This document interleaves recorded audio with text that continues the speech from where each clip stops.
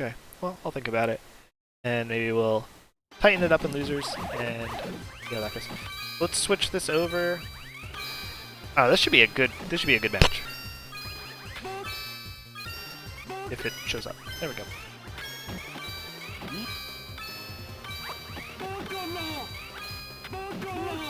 These two players have a ton of experience playing against each other. Both from Argentina.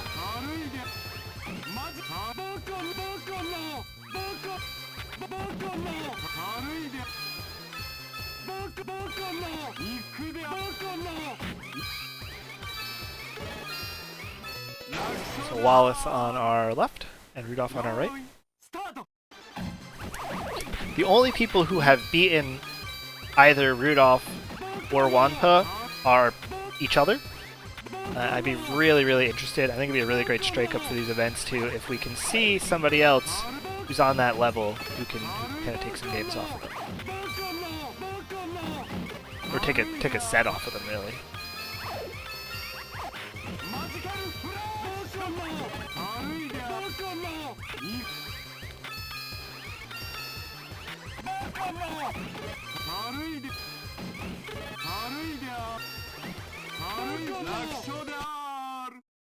So I think we're going to also probably take a look, but we might stream everything from here on out.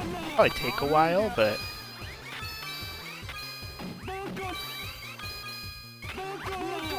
I'm not doing anything else. So if you're willing to stick with me as we stream more Magical Drop, we'll certainly do so.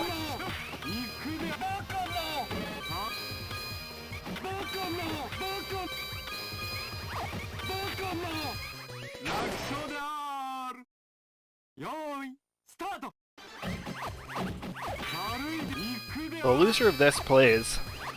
Winner of this plays Wanpa. Loser of this plays FSJ. Or sorry, loser of this plays Cosmic Energy. And I play FSJ.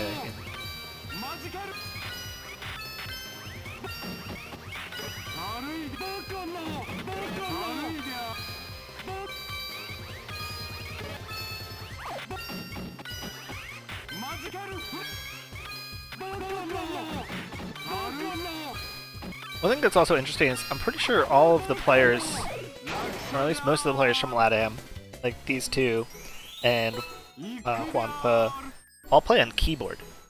So don't let your controller feel like it gets in the way of your ability.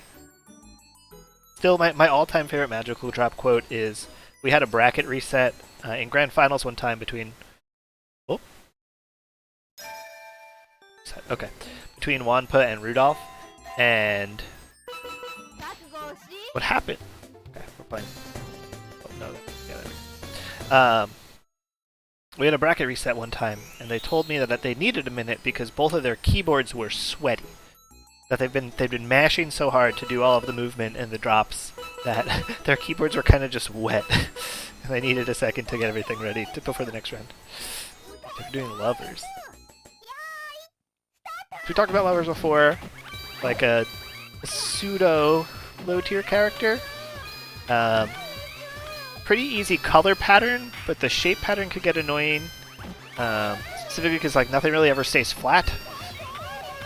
It's the same pattern that Hangman uses, one of the secret characters, though his color combination is a fair deal better. Don't expect to have as easy a time against lovers as you would against somebody like Fool or Devil, who are just like bad.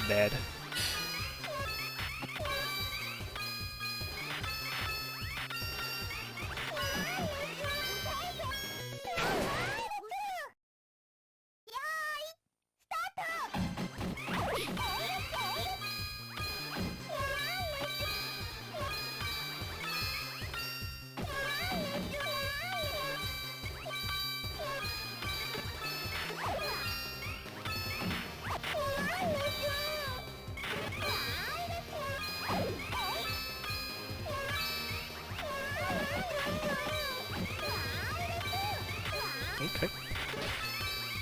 So that's the one thing about the burst bubbles. If you don't break them next to the ice, they don't get the ice. So you saw there that Rudolph's way ahead. That Rudolph burst it, but none of the ice popped, so you got a lot less out of the actual burst. It's hard sometimes though, because like the ice will be buried in a way that it's really hard to get a balloon to pop adjacent to it.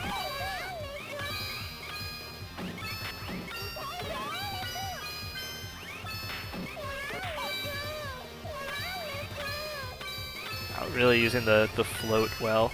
I don't know if we really talked about floating yet tonight. So in Magical Drop, floating is what we refer to as like when you like hang time that the bubble has while it's going down the column. And while a bubble is floating, your combo won't end. It's gonna be down to the wire. So while a bubble's floating, your combo won't end. And you could continue to extend it. So what you can do is, if there's like a kind of empty column, you could pick up a bubble, throw it down the empty column. It'll take a while to fly down there, and then like rearrange some stuff quickly elsewhere, and then come back and grab it before it stops floating, and use that to clear some extra space or buy yourself some time. And it's hard to kind of call out as they do it.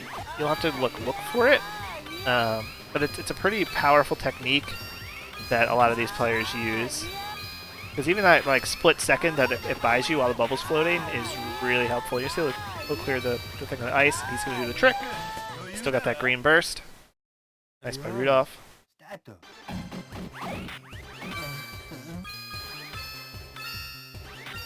Rudolph tells me every time he enters one of these tournaments that he hasn't played in a while and that he's rusty.